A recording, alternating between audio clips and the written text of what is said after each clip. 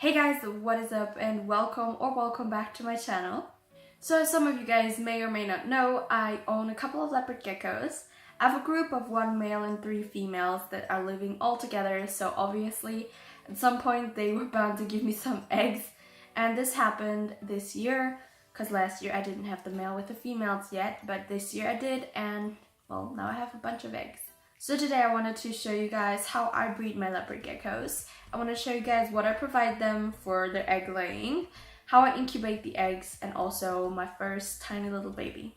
So basically what I provide my leopard geckos for their egg laying is just a little box. You can use any box you like. You can basically also just use an ice cream box and cut a hole in it, and they will use that just as well.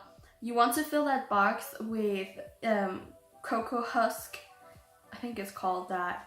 You can use moss, you can use vermiculite or vermiculite, I actually don't know how it's pronounced. You can use earth, some people even use sand, wet sand. Just make sure the substrate you put in is moist. You can also just offer them several different types of substrate in those boxes so they can have a choice which one they prefer. Because sometimes when you just offer one single substrate, they're not gonna like it, and then they're gonna just lay their eggs somewhere where they can be harmed. Personally, I have one box with vermiculite and one box with earth. They only lay in the box with earth. They don't like anything else.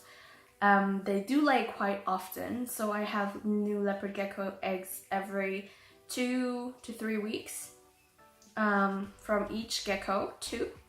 So up to this point I've had roughly, I would say, 15 eggs this season, and it's not over yet, and they're very close to laying again.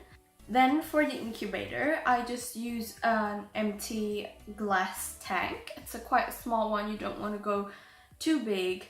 I fill it up with water, roughly 5 to 10 centimeters of water, and I propped up some mesh to put on my boxes with the eggs inside.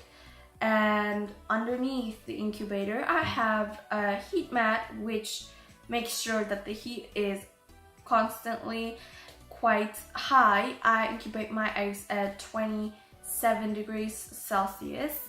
I'm gonna put on the screen how much that is in Fahrenheit. Okay, so the reason why this lid is at an angle is that the water droplets from the condensation, that they don't drip on the eggs, because you will suffocate the little baby inside if the eggs get wet. And then reason being, we have this net over here so the little ones won't fall in the water as soon as they hatch out of the eggs.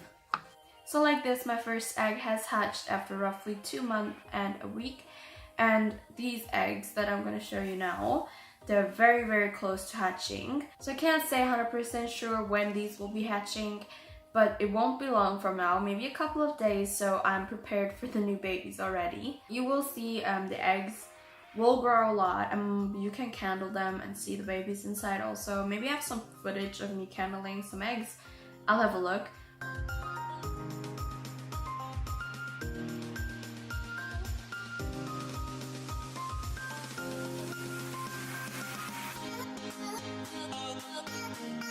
So and lastly, this is my little baby. He hatched, well it should be a she. I incubated with 26 degrees Celsius, should be a female. She hatched on Thursday last week, so she's roughly 9 days old right now when I'm recording this.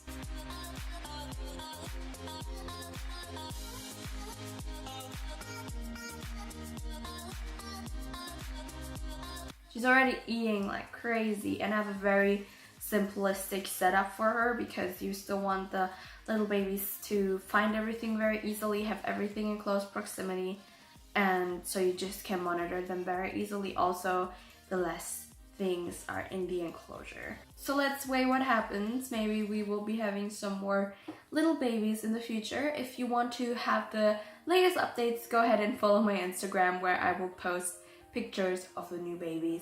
Anyways guys, that was it for today. Please don't forget to subscribe to my channel if you enjoy my videos, and I hope I see you guys here again soon.